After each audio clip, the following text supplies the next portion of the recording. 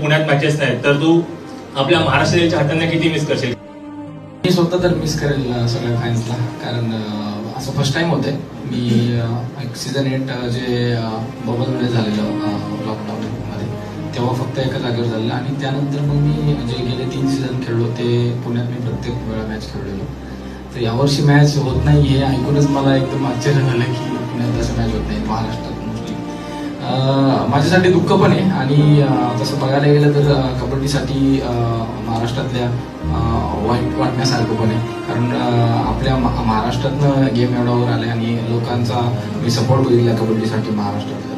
Mostly खूप जीव लावून सपोर्ट करतात आणि कबड्डीसाठी तर खूप, कारण मी स्वतः बाहेर जेव्हा जातो तेव्हा कबड्डीची एक रिस्पेक्ट बघतो मी महाराष्ट्रामध्ये, तर ती खूप आहे आणि ती रिस्पेक्ट मी खूप मिस करायला सीझनला इम्पॉर्टंट. काही नाही, चात्यांना एवढं सांगेन की वेट करा, पुन्हा मी लवकरच येऊ.